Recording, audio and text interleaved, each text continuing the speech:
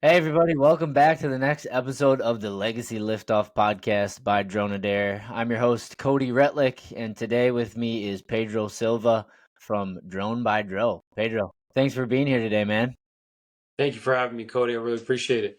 Yeah, absolutely. I'm glad you reached out, man. I've followed your stuff for a while, and it's cool to kind of see your progression in the industry from kind of beginning stages of, doing it as a side hustle, weekend warrior, doing it as a hobby, and kind of turning it into, what is now a full-time career for you. And that's what this is all about, man, is just sharing those stories of how you got into it, and your struggles and failures and successes, and just kind of going through the whole entire process of being a full-time drone pilot. And even if you're not, it's just cool to hear the stories of kind of what you're doing in the industry. And as you know, because I know you've listened to some other episodes, I always like to begin by starting off of, when did you first pick up a drone, or how did you even get an interest of drones, and what were you doing before you started flying drones? Funny you mentioned that. So this is actually the first drone I ever purchased at Nice. Walmart. I think I probably paid like $45 for this thing. I'm at Walmart. Just to kind of backtrack a little bit, I started doing video content creation, all that on the internet, 2017. I started doing podcasting, which I was really into. Well, I still am into sports, so I thought I would do a sports talk show, which would lead into other things like motivational speaking and entertainment topics, whatever, anything to be doing some type of podcasting, video content creation. Got my first camera, first microphone, and all that. And eventually, I went to Walmart during the beginning stages of my content creation days, and I saw this drone, and I was like, you know what? I've always thought those were interesting since I had seen it maybe a year before. Let me go ahead and buy one. And I took this thing out to the park a handful of times. And, obviously, flimsy drone, not the, ideal thing for a drone pilot to fly, but something fun if you're not really doing it like that. And eventually, became more interested. I was like, let me see which one of these companies have nice drones. I was introduced to what's the other what is it called, the Yeah. unique Typhoon, all those drones. I started looking into those, and I saw that there was 1080p camera drones, there was 4K camera drones, and I just wanted to see which one was better than the last one, which one would be good for me to use in my learning experience. Still learning how to do photo and video at the time too, so I was kind of learning all three at the same time: flying and the photo, video, content creation, all that pretty much at the same time. And really, it's just kind of overcome my interests and eventually got my license and doing the business I'm doing today.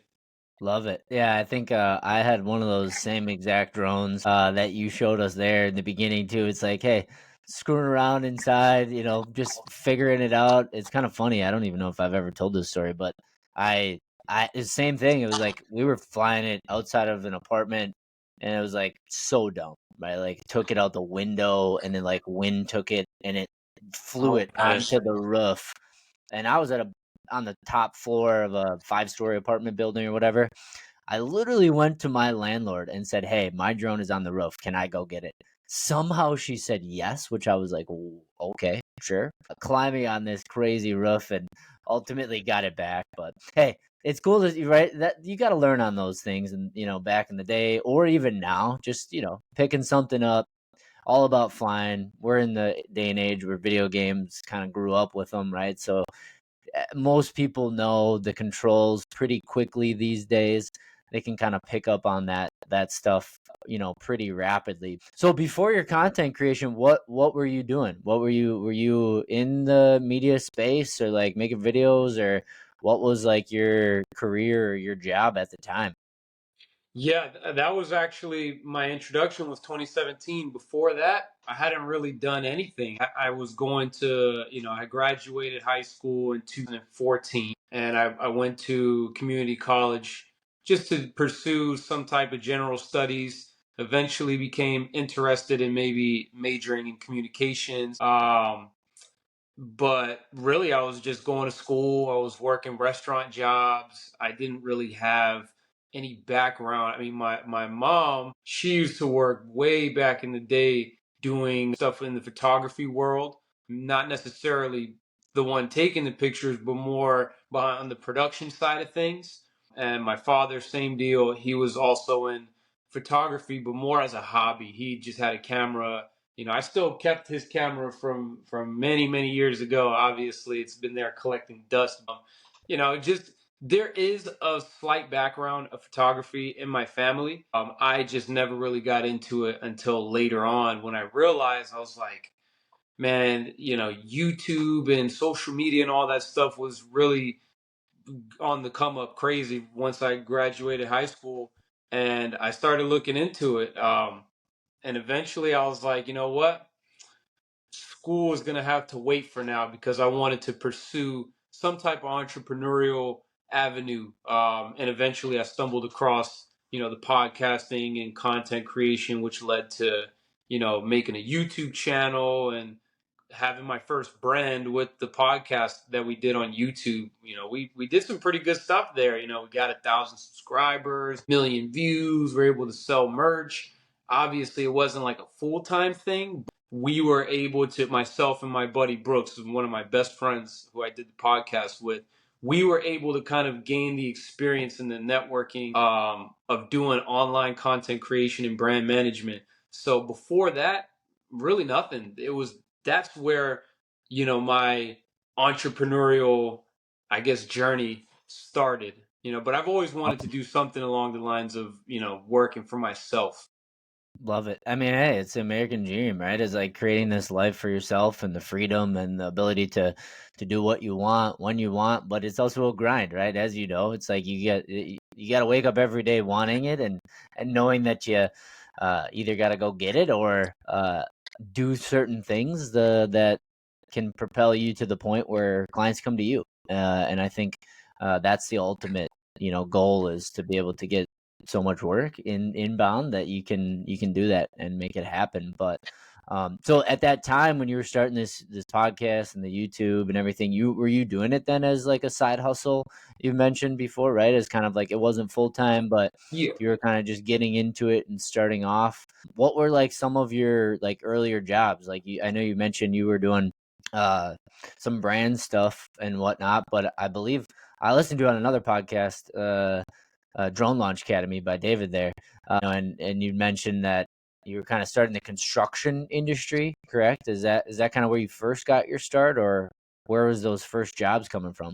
As far as the drone business, Yeah, so my first handful of jobs were real estate, residential real estate, and just doing stuff with friends mostly music videos, but nice. there were some clothing companies, stuff like that. Just buddies of mine that had things that they wanted to promote. In this case, mostly the clothing company that one buddy had, and an artist who a friend of mine. He wanted to get some drone stuff done early on there.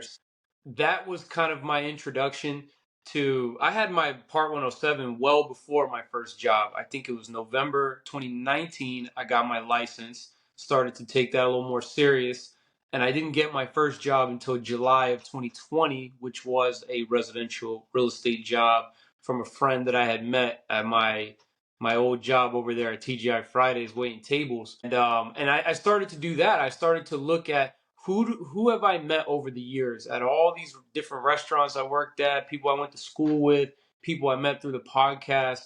Who do I know that could potentially use drone services now that I got my license, now that I got a 4K DJI, I think it was a Spark or an Air 1 at the time. And I just wanted to see what I could do with it. And from there, just kind of built up those early job shots and, some practice shots, was able to kind of get enough to have a slight portfolio to make my website, to start making social media accounts, LinkedIn, all that stuff. And And yeah, that's pretty much how it started out. Yeah, I mean that's a great way to start, right? As I always say, is your network is your net worth, right? Start filtering Absolutely. through those contacts, or as some of the other generations might say, your Rolodex Right. of people that you know, right? And just kind of making those connections and just putting it out there, like, hey, who could use some drone footage? I think that's just always a great lesson of a way to start, right? A way to get some practice and experience and kind of get those first paying jobs. Do you remember what you got paid for that first real estate job? I was just about to say I got paid $60 for my very first real estate photo job there. I think it was the agreement was five to 10 photos for $60. Obviously, I had no idea what I should be charging. I looked up on Google and whatnot, and you know tried to get a feel for it. Asked the client what he was willing to pay, but I was cool with $60. I mean, it's the first time ever that I did this new hobby that I picked up with the drones and received cash in hand for it legally as a Part 107 pilot, and it was a phenomenal feeling. It was, $60 here, $100 here, maybe $200, within the second month or so. So it wasn't really nothing too crazy, but it was enough that I was able to stay relatively busy during that time from July to the end of 2020. Not very many high paying stuff going on there, but just enough to build up my portfolio in the beginning. Yeah, I mean, and it was during COVID too, right? I mean, Yeah. so it was like a whole nother time where a lot of people's businesses thrived or started, or they picked it up during COVID because I believe the drone industry actually propelled during COVID, and Definitely. because so many people wanted either inspections or real estate fly throughs or job, photos for sure for real estate were huge, right? I mean, like people didn't want to go to properties. They weren't going to homes to go look at them. They couldn't do walkthroughs. So at the Yeah. time, you took an opportunity and capitalized on what that opportunity presented itself was, and did. So you kind of went through that first year, getting jobs, in those industries and kind of getting practice going forward in the first 6 7 months, right? And kind of learning a lot, getting some jobs done. What kind of took you to that next level, or where did you start to really back then invest into your equipment, keep going forward, and make it a full-time career? Really, I would say the biggest initial investment was during the pandemic. I got, like I said, the license came in the end of 2019, and somewhere in between there, I want to say maybe summer 2020, I, didn't have my job anymore because of the pandemic. I was receiving unemployment checks. I think it was every week at the time, and I had already saved up a good portion of money from before because I didn't really have much else going on. So, I took all my savings.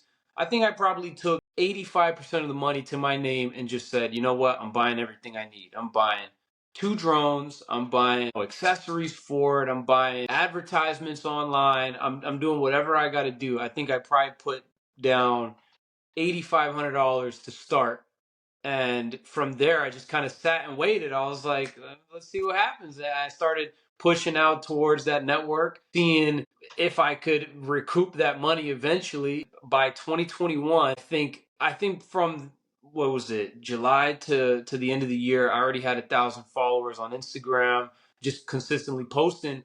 That kind of helped me out as far as having new people that might not have known me before find me on social media and say, "Hey, I'm a business owner in Maryland. I'm an artist out here in Maryland. I'm this out here in Virginia." And I would just pull up on these people and meet these people and do these jobs. So by 2021, I was doing it a little bit more, but the big thing that took me to the next level was 2022 because, well, I'm actually getting a little bit ahead of myself.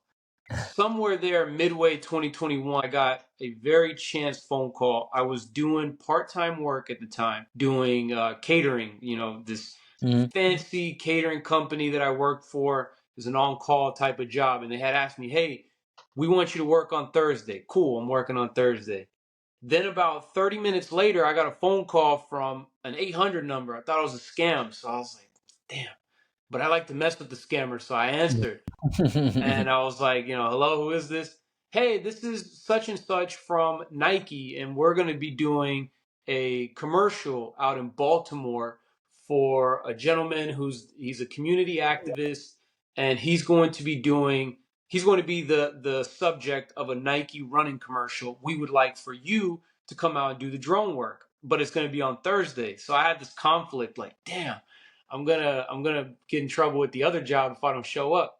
But I took the chance. I was like, look, I'm just going to call the other people and tell them, look, I'm not going. Nike called me up. And, I got in some hot water there with the other job, but I got this huge Nike gig, which brought a lot more exposure once I posted it on my page and told people, like, hey, look what I was able to be on this project for Nike. And, that kind of, how it goes, like snowballing and word of mouth. The catering job slowed down exponentially after that because they were like, damn, we can't trust this guy. And they want to show up to our Thursday job. But I had to take that chance because I knew that long term, this is what I wanted to do. And that Nike was just too big of an opportunity to pass up. That led to other opportunities, like Marriott would eventually call me in the beginning of 2022, getting a big construction contract, like you mentioned from the David interview, where I got a huge contract, year-long contract to do construction video, except it wasn't drone work. I got found by the drone work, but I wasn't actually doing drone work. It was walkthroughs with a 360 camera. And that big contract allowed me to have all the bills paid. I had my own apartment at the time, so everything was paid for. All the other money that would come in from the drone jobs was just going right back into the business. I was buying more, upgrading my equipment, putting more into my advertising, buying, clothing and whatnot to wear on site, look a little bit more professional. Really, I wanted to take this from guy who does drone work to drone company, someone who sees it and is like, this guy is professional, he knows what he's doing. And by 2022, I was full time. Love it. Hey, man, you took an opportunity and seized it, right? I mean, at the end of the day, people can say what they want about, like, yeah, you left the other guys the dust. No, no, you took an opportunity in front of you that you had to take, right? I mean, I think I would hope anybody in your situation would see, like, hey, this is what I want to do. This is what I want to do going forward, and I can't necessarily keep doing what I'm doing. And yeah, you might have pissed some people off, but at the end of the day, you had something that was in front of you that you've been waiting for come up. Have you, and I was curious because this is just something that I've always done in my business of, when people reach out, depending on where they reach out to, always asking like, hey, where'd you hear us, or where'd you get our information, or whatnot, right? It's like, did you ever figure out, or do you know where that contact from Nike actually found you? Yeah. Yeah. So it's funny you mentioned that. Ever since I started to understand the importance of SEO, I always ask that question, like, hey, how'd you guys come across my page? How'd you guys find me? And I did ask the lady who called me for Nike. She said a simple Google search. We typed in drone photography drone photography near Baltimore, Maryland. So that showed me, like, wow, it's actually showing up my page on drone photography near in Maryland, Washington, Baltimore areas. That's how they said they found me. That's how a lot of people who call me, random numbers that I answer on the business number, like, how'd you guys find me? Google, Instagram, sometimes even LinkedIn. But definitely, that's always a great, very important question to ask when you're doing any type of work. If you have digital footprint and people are calling you up, you should be asking them that type of question. For sure. Yeah. I mean, and it just also gives you reassurance that your SEO and your ads and whatever else you're doing to promote yourself is working, and gives you validation of like, all right, I got to dump more effort into SEO or Sure. more of my ads. Whatever's whatever's working, like do that, right? Like don't focus on the stuff that, you've never heard someone reach out because of this. Well, then I'm going to stop doing that, right? I'm going to push my efforts to something else. Right. that people are telling me is working. That's great. You got to be able to market yourself in a lot of ways, but then take those opportunities by the grasp and go for it. So what do you think from that point? Is like, all right, you're reinvesting yourself, you're doing your equipment, you're kind of getting to the point where it's like, all right, I got work coming in, right? Which is, again, like in the beginning, ultimate goal of kind of getting to that point. Did you like have a niche, or do you think you kind of were just all like doing what came in, or like how were you marketing yourself? Because I know that's a big thing we've always talked about, is like niching down versus, at some points you just got to take what comes in, right? I mean, Right. at the end of the day. But did you have like a specific niche that you were trying to focus on, or just kind of going for it? Yeah, at first, not really. I didn't really have a particular niche. One thing that I always have enjoyed a lot is, I don't want to call it travel content, but just wherever I was, if I'm in only Maryland, if I'm in, or let's just say a more recognizable city like Bethesda, Maryland, maybe more people might have heard of that. If I'm going into these places, I would like to show what it looks like from an aerial perspective, especially out here in the DMV, places that maybe some people aren't really flying drones at. We'll get to it later, but I'm doing a lot of these waivers with the FAA to access the restricted areas out here in the DC metro area. Really, that was kind of what I enjoyed doing, was just showing areas and in perspectives that they might not have been shown previously. But as far as commercial work, really, I didn't have a particular niche. I just kind of wanted to do a little bit of everything and see what was fun, what was paying well, what was even. I wanted to see what was a little bit more challenging too, to see what am I capable of doing. So eventually, after basically throwing a bunch of you know what on the wall and seeing what sticks, I eventually noticed that my forte seems to be a lot of social media short form content.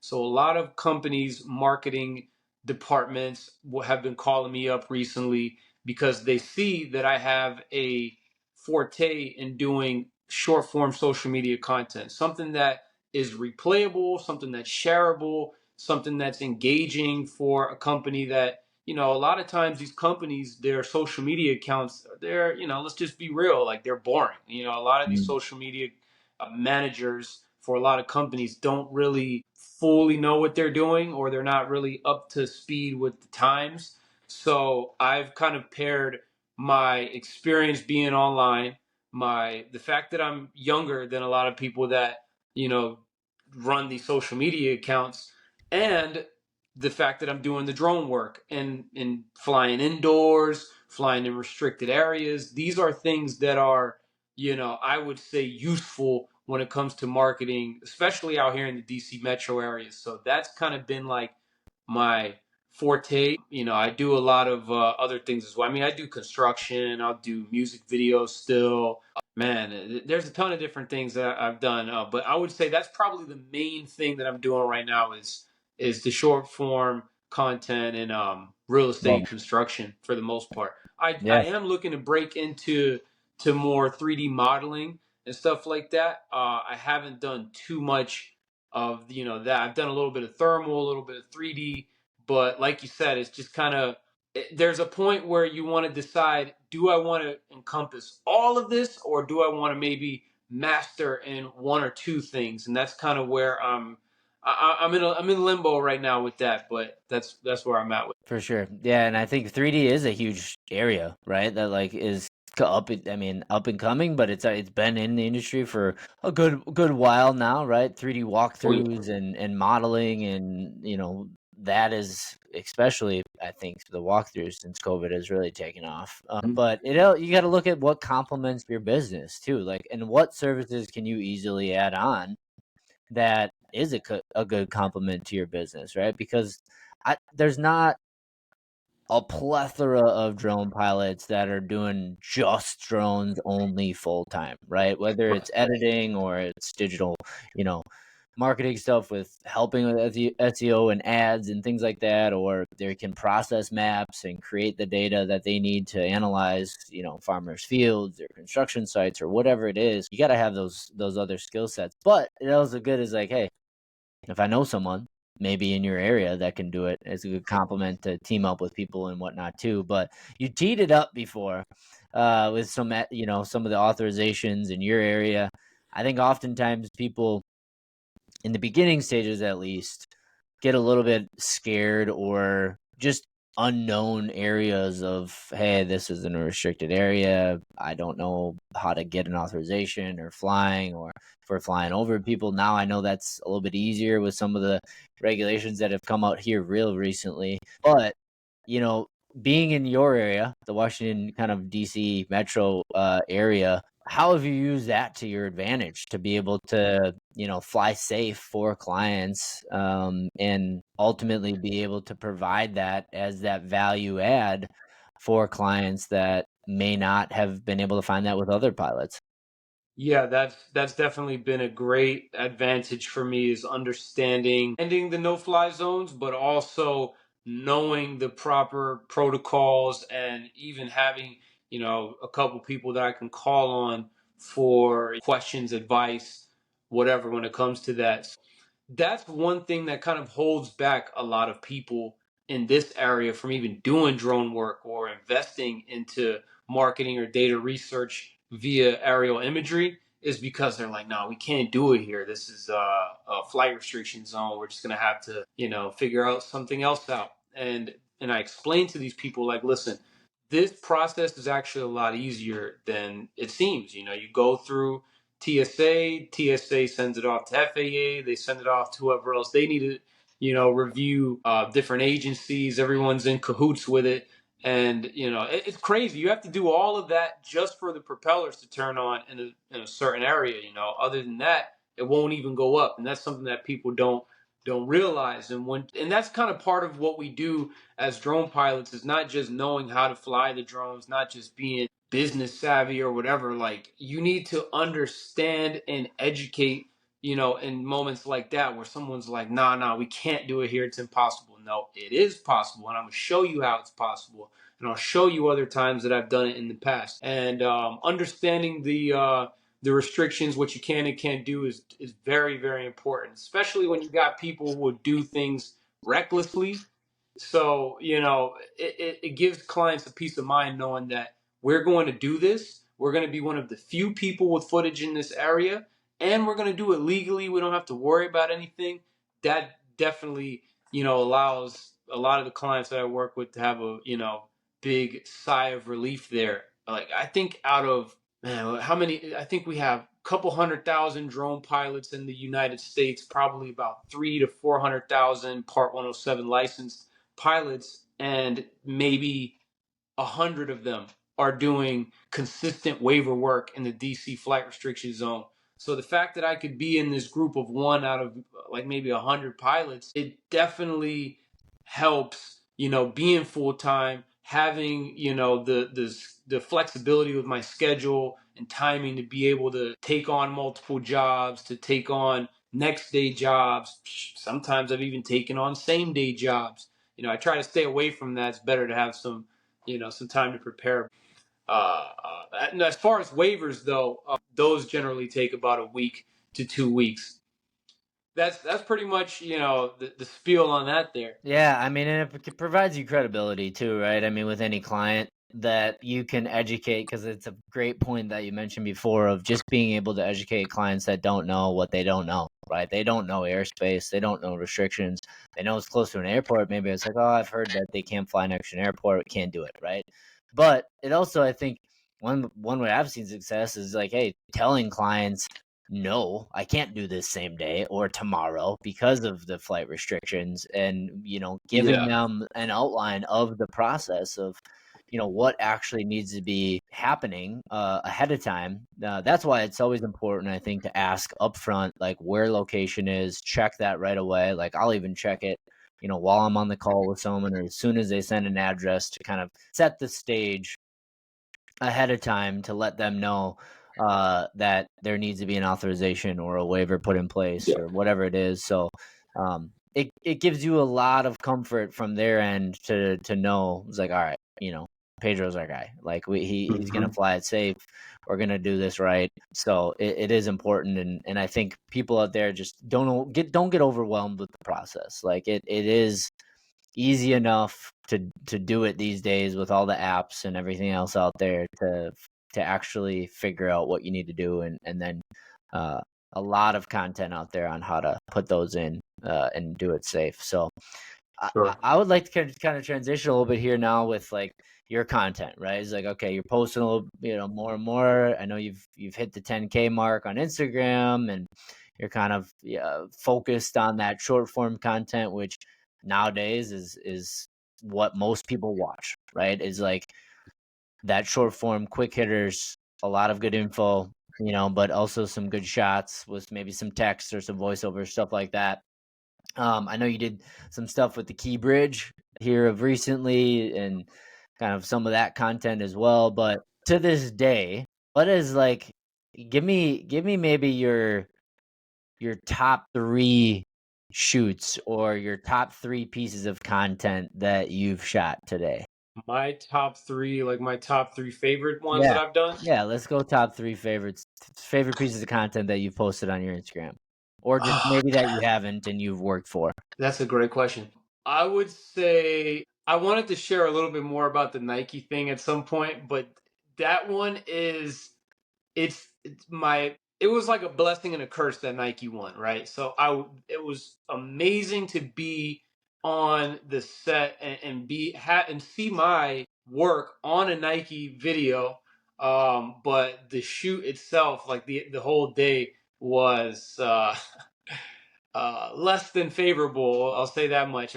If we get back to that, or maybe I tell you later off camera, but that was an amazing and teachable experience. Outside of that, I would say working with University of Maryland has definitely been one of my favorite ones. Doing the fly through in their new chemistry building, doing the getting the waiver to fly outside, and something that some people don't even realize, but you can fly indoor anywhere. The FAA, the national airspace laws do not they don't count towards indoor flying. So as long as you're inside, you can fly anywhere. So we were able to do that at the University of Maryland, and the content that we got from that was amazing.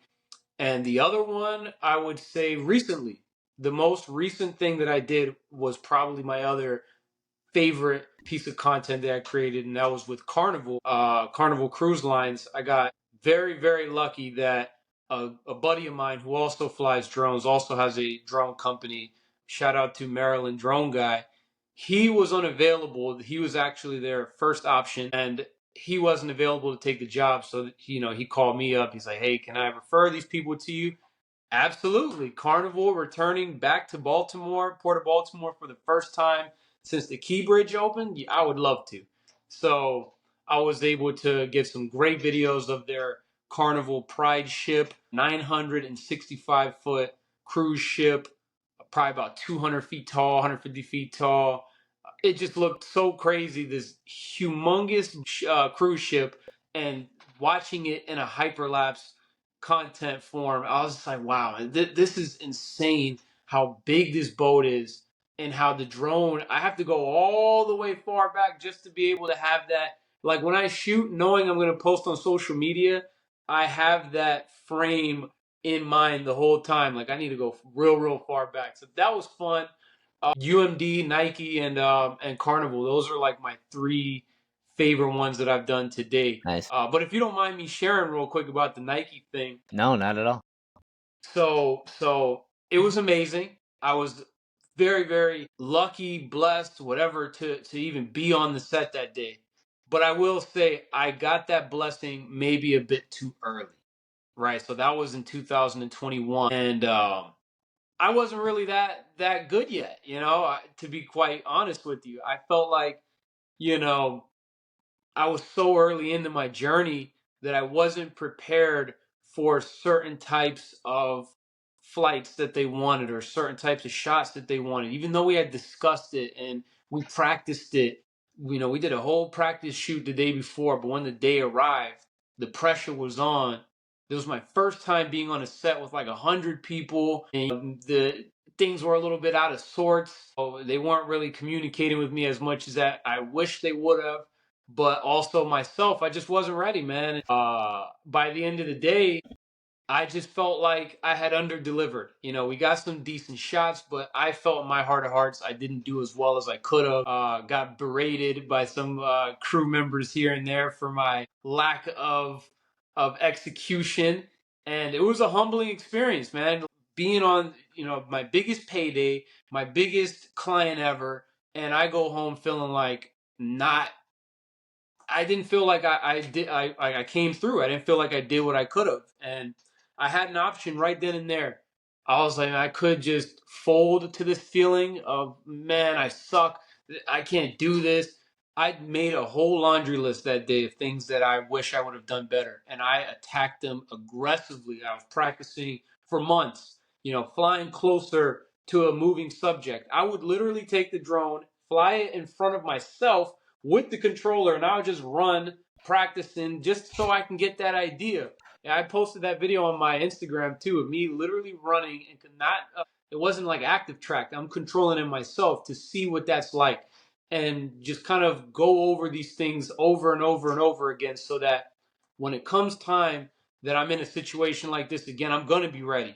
I'm gonna be able to answer questions better. How many millimeters is your drone lens? And I'm there quiet, like, damn, I actually don't know. And someone else had to be like, hey, it's a 22 millimeter equivalent, 22, 24 millimeter. So things like that, I learned my lesson, I'd say, as far as the actual flying part, the knowing how to answer and educate part. That Nike thing was a big eye opener. I don't even claim, I have a whole list of clients on my website. I put like the logos for each client I've worked with. I don't put Nike just because I feel like I didn't earn it. I did not earn that swoosh mark on my website. I only like to put it when I really feel like I earned it. Well, man, I mean, kudos to you for learning and like taking the time to reflect and like know, okay, well, in your mind and your heart, you realize that like shit, I maybe underperformed a little bit than what I could have at that time. But to your point too, is like it was your first job. It was your first like big job, right? Oh, my light Yeah. my light just burned out here. That you literally have production. I mean, anybody that's done production level stuff, you know that it's high intensity. Like there's a lot of stuff going on. Communication isn't always on par with the drone crew. Like sometimes it's like they're an afterthought. And it's like, all right, you're up, right? Like it's your moment, your take, it's your time to go. You got to nail it. And it's like, hey, you have 10 minutes to do it. You have 20 minutes to do it, whatever.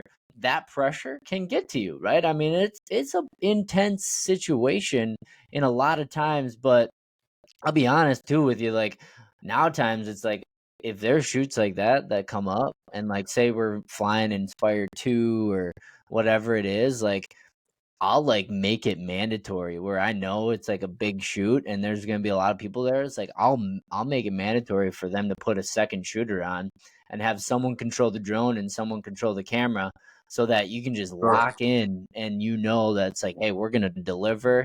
There's no questions asked. But sometimes the budget and the client it just doesn't allow for it. But Right.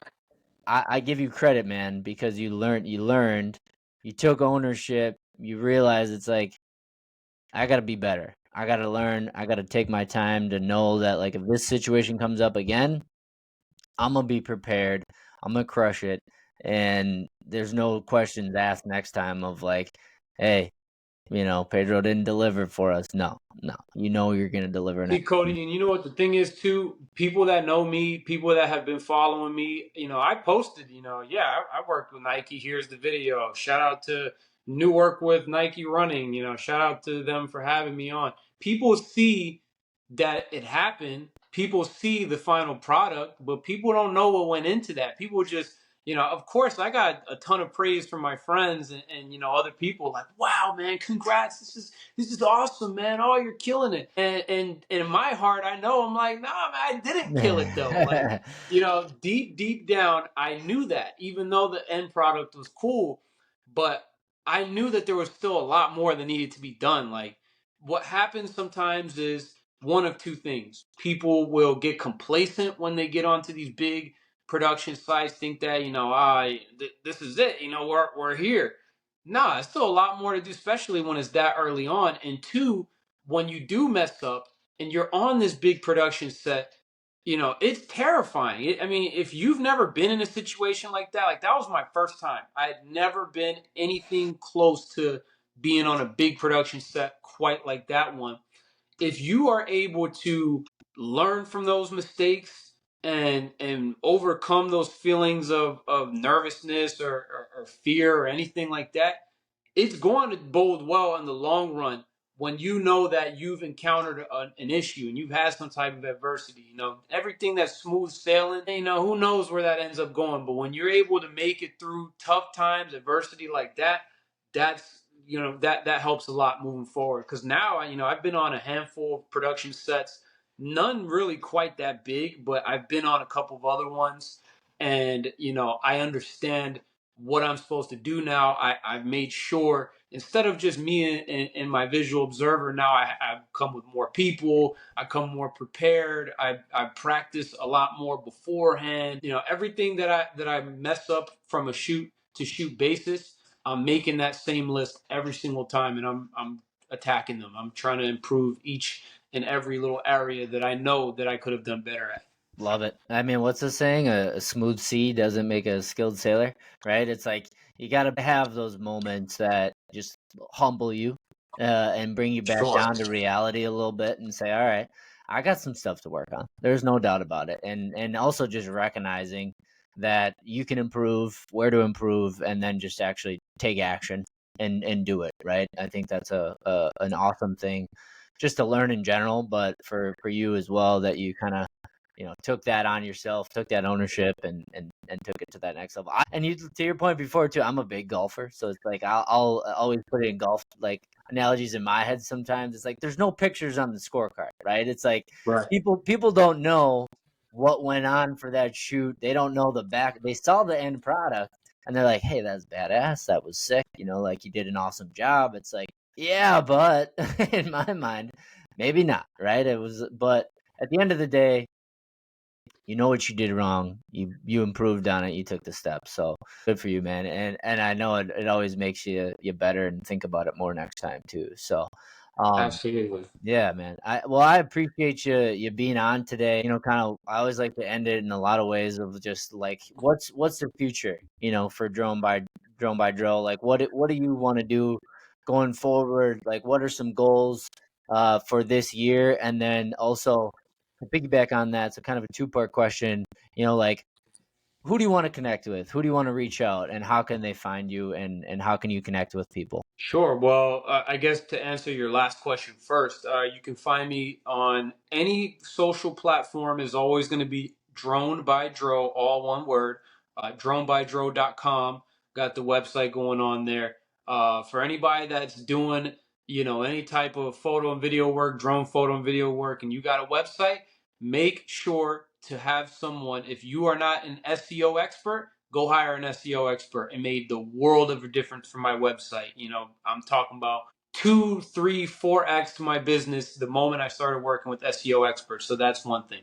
And my goal for this year is to just, I'm not gonna lie to you, man. I had some goals set for this year that I already hit before June. So maybe I need to go and set some new goals, man. But really, my goal is long term is to have international clients regularly. I want to start breaking into other areas, maybe doing some stuff in my family's home country in Brazil. I've actually been trying to build a network over there, Canada, anywhere else, really anywhere that needs drone work. If I can network myself in the right places, I've become a part of a networking group. So this networking group is international, and now I'm just really trying to spread. It's just like in the beginning, right? In the beginning, I was taking a bunch of seeds and I was planting them and seeing how long would it take for these plants to come up and start to really bloom and blossom. And I'm just doing the same thing, man. I'm always going back to the drawing board, trying to plant more seeds. Really, my goal is to just continue making a name for myself in this specific area first. I would like in 2024 to be really, I want to be the best in the DMV. Right now, I would say for most of these searches, we're popping up anywhere from top 3 to top 5 in Maryland. So I would like to continue having a nice chunk of the market out here in Maryland, working with other pilots as well. I get people on the daily talking about, do you sell courses? Can I shadow you? Can I do this? Can I do that? I would like to find a way to start providing more opportunities for other pilots that are trying to come up as well. New Part 107 licensees. I would like to connect with them, and maybe if I'm taking on some bigger projects, I can subcontract some of the other stuff out in the meantime, and really just keep on growing and doing what I've been doing is my goal for this year. And long term, I'd like to international contracts, man. That's where I'm trying to head next. And That's awesome. last thing, I'm sorry, I'm going on a super long rant here, but Not at all. last thing I want to say, it kind of ties into the whole thing about learning from your mistakes and going through adversity. I have had some, I've had some huge roadblocks in my journey, huge roadblocks. So if anybody sees somebody who has jobs coming in, 10,000 followers, like how my page has and stuff like that, understand that it's no easy way to get to these kind of things. When you want to get where you want to get, it's almost never going to be easy unless you have a huge start at the beginning. Kudos to you, but you have to deal with adversity, man. Like there was a time where I'm in Washington D.C. doing a job and my car gets broken into. Everything that I had gone, $10,000 worth of equipment gone, right? So dealing with stuff like that, you might lose some equipment, you might get cheaped out on a job, you might deal with personal stuff in your life. But if you really, really want to get there and you really love doing this, you have to keep pushing through and use this essentially as like for me it's like therapy, man. I've dealt with a lot over the last 2 years, and doing what I do, it gives me a reason to wake up in the morning, man. It gives me more motivation to make my family proud, to challenge myself and do better than the last thing I did, man. It's that feeling of I did what I did before. Today I haven't done anything yet. So that's kind of my advice to anybody that's out there in the drone world that wants to get, in a position where you could take on jobs part or full time. So, hey, man, Love kudos it. to all of y'all, man. And Cody, man, thank you for having me, brother. I appreciate you sharing your platform. For sure, man. I appreciate it. And no apology needed for that extra rant because it's some great advice. And that I mean I think I connect with that as well, right? There's so many different adversities and challenges in personal or professional, whatever it is. You got to just kind of push through and know that like you're doing the right things, right? Not every day might be the best day. You might have, 4 or 5 steps back, but you keep positive, you keep pushing. That next day might just pop off for you, or something might just happen, right? It only takes one little thing. You do one little thing good each day. It may not seem like a huge leap, but it's incrementally getting you more towards your goals, and also just waking up knowing that you're doing what you love, and something that you're passionate about. It can really just make your mindset, just in general, a lot more impactful for your health and your journey, your career, everything. So it's great advice there, man. I love it. Nothing that's worth it is easy, and nothing that's easy is worth it. Always remember that. Yep. Yep. I love it. That's a great quote to end on right there, man. And well, I appreciate you again being on, and anybody that's listening. If you know any other guests or you like this episode, please give us a like, share, follow. It helps me kind of push this thing forward, share some really awesome stories of people in the industry like Pedro. So everybody else out there, safe flying, and Pedro, appreciate it again, man. We'll talk to you soon. Absolutely. Thank you, Cody. I appreciate you for having me on. Absolutely.